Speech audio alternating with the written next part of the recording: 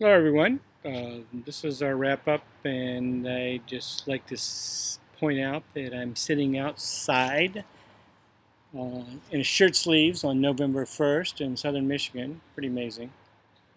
And I am grateful. So, anyway, just a few things very quickly. Uh, One of them is that your text sometimes felt more like tweets. Um, Text is a great way to have a conversation. So, and tweets might be a great way to share a link. And I'm not saying you can't share links and things in text, but use the medium. Twitter is like one on many, but text is one on one. So use it as a way to draw out people and ask their opinions on things, get commitments on things, um, or opinions. It's just um, I included texting in the correspondence week because it is a thing which is directed toward one person, and which often a response is expected. So that's part of how that medium works. Try to think of it that way. Um, I would also say that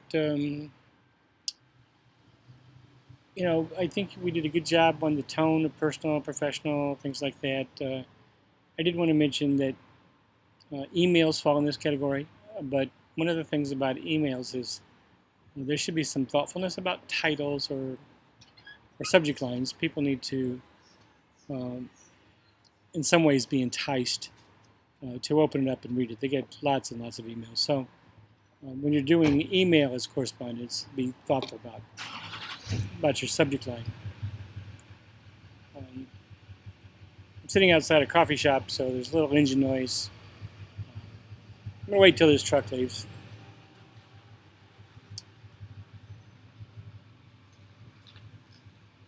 I also want to talk a bit about our critiques and your peer reviews. Um, you need to think about getting beyond just proofing. And some of you do this all right, but a lot of things just feel like you went through and you found some few mistakes or maybe a couple of redundancies or whatever. But I, I need you to engage each other in a way that has to do with asking more questions, wondering if there might be better examples. Um, I you have to editors. There is a function of editing, and this is in some ways what you are. There's a function of editing that's just about the um, the proofing aspect of it, the mechanics and everything else. But there's also another function that's uh, about form and organization and things like that. I'd like to see you get down to that more often. I also think, and sometimes it's hard because you have good writers here in the class, but I think they would like to consider other ideas about how to do better and go deeper. So push yourself a little bit to help each other in that way. And I would also say in that regard the that I'm expecting you, and it's even in the rubric, I'm expecting you to uh, try to apply things from your reading, particularly in your two textbooks. Maybe you've come across an idea and you're thinking about it.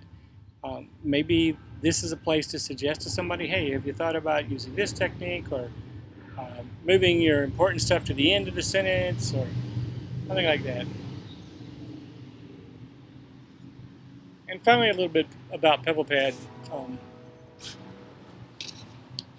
Most everybody's got it now, so that's great. But I do want to say to remember that saving is not submitting. You also cannot share something with somebody else by copying the URL in PebblePad. So there's two mistakes I'm seeing. Saving and then thinking, well, then it must be where it's supposed to be. Or copying the link and then sharing that link. You have to use a function in PebblePad called share. So up in the top right, most pages, and occasionally down in the bottom right, there's a little grid and it says I want to. I can't see it unless you want me to see it. So you have to click the I want to button.